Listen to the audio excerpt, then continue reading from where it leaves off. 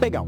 Então vamos falar agora da chamada citação ficta ou presumida. A chamada citação ficta ou presumida. Olha como ela está espalhada no seu Código de Processo Penal, 361 e 363. E na sequência falaremos da citação com hora certa, artigo 362, tá bom? Legal, vamos voltar para cá.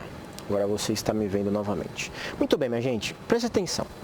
A citação por edital, ela é uma citação complexa, ela é difícil de entender, tá?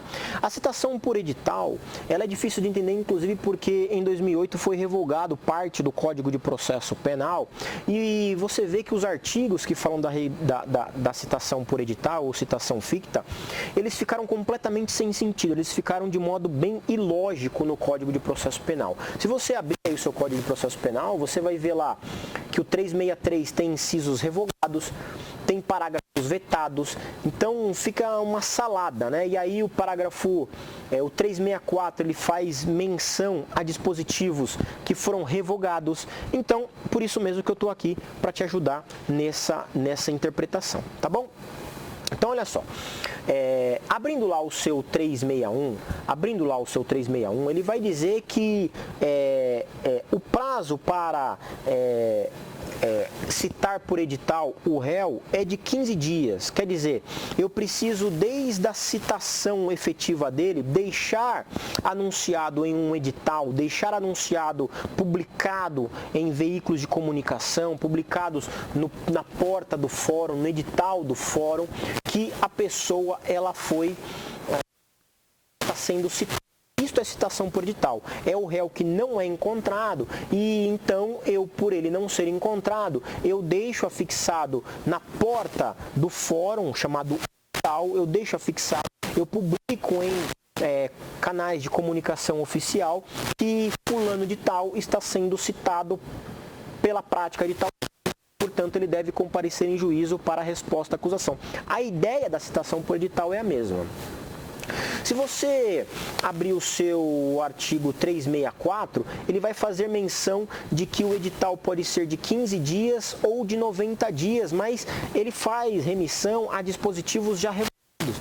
Então, permaneçam com o prazo dias, que é o geral, tá? Mas você vai achar alguns doutrinadores dizendo que como esse dispositivo 364 ainda está aqui, muitos dirão que o prazo para o edital pode ser de 15 a 90 dias. Olha, é uma interpretação, mas eu prefiro que vocês ficam no prazo citação por edital, o prazo é de 15 dias. Então, 15 dias, determinado anúncio deverá ser afixado e permanecer à disposição para que o público saiba disso. Quando é que você tem a citação por edital?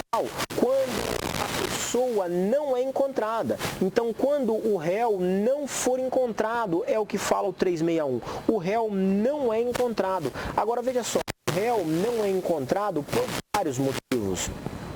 O réu não é encontrado por vários motivos, mas principalmente ele não pode ser encontrado porque ele viajou para algum lugar, sumiu, não deixou explicação para ninguém e ninguém sabe do paradeiro dele. Eu estou falando isso, deixando para que você não confunda a própria forma de citação, que é a citação por hora certa, tá? Então, veja, a citação por edital, ela é o réu que não é encontrado por vários motivos, menos daquele réu que está se ocultando para não ser citado. Porque se ele estiver se ocultando para não ser citado, então a citação correta é a por hora certa. Então olha só, o artigo 361 ele fala que o réu não é encontrado. Mas por qual motivo? Sei lá, viajou a trabalho, sumiu, foi morar com a mãe em outro lugar. Por vários motivos, você pode promover a chamada citação por edital. Agora, se o oficial de justiça for até a casa do réu, ou for até o endereço do réu, e perceber que ele está se ocultando para não ser citado, então a citação correta não é por edital. A citação correta é por hora certa. tudo bem?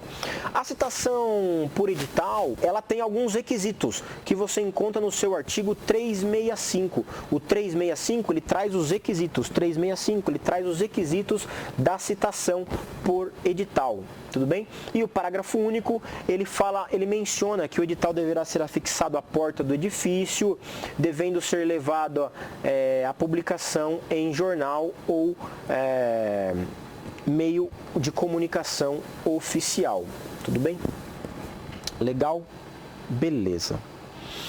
A citação por edital, então, você percebe que ela é ficta ou presumida, porque não se tem certeza que alguém de fato tomou conhecimento que ela é ré, não é verdade? Veja, uma pessoa ela pode ter ido viajar, ter ido fazer a volta ao mundo e lá contra ela está alguém acusando ela de um crime, né? De um crime. Então veja, ela pode ser citada por edital e ela sequer sabe de verdade que ela está sendo acusada e se ela soubesse ela até iria querer se defender, mas ela não sabe, por isso que você fala em citação presumida ou ficta.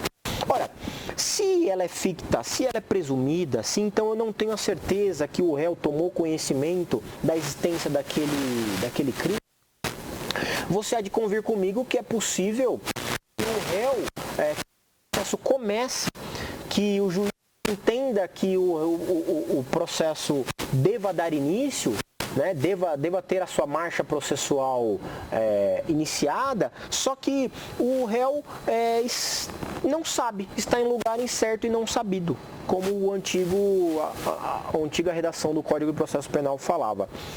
Você acha certo que essa pessoa tenha o andamento processual contra ela de todos os atos, sendo produzidos provas sem que ela estivesse ciente disso? Não, não é correto que isso aconteça.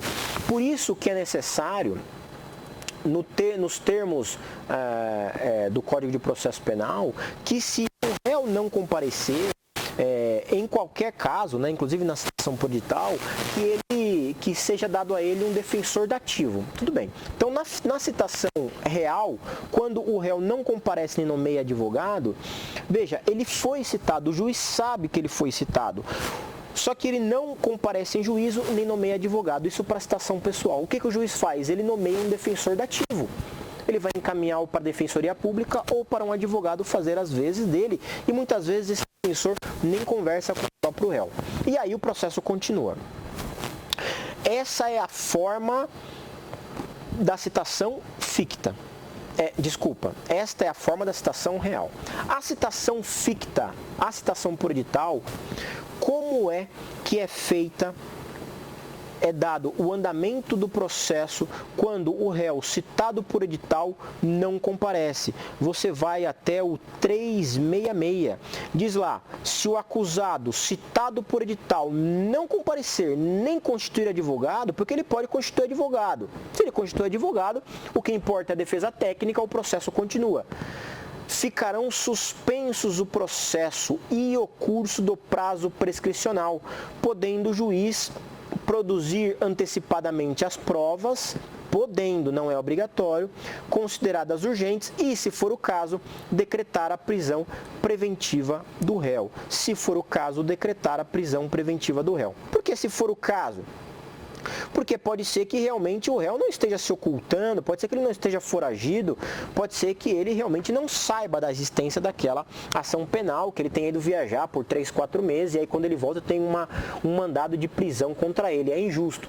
Então, se o juiz entender que de fato ele está foragido, aí o juiz pode decretar a prisão preventiva, claro que sim.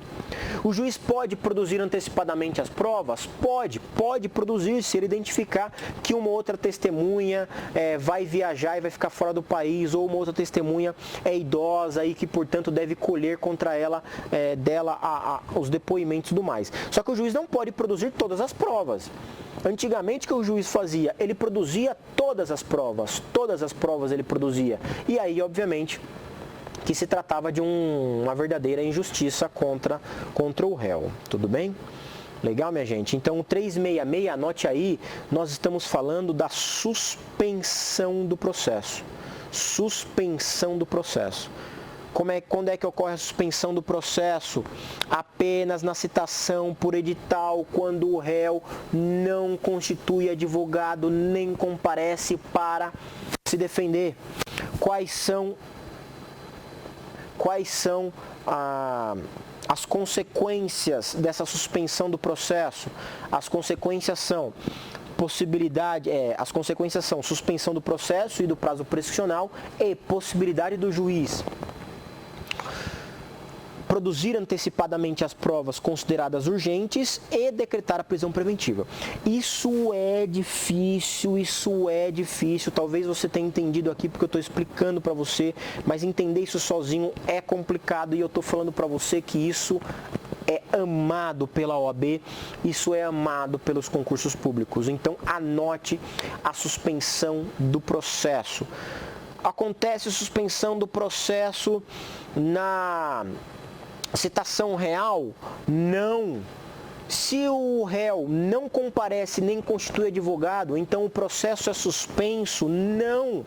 O que o juiz faz? O juiz nomeia defensor dativo.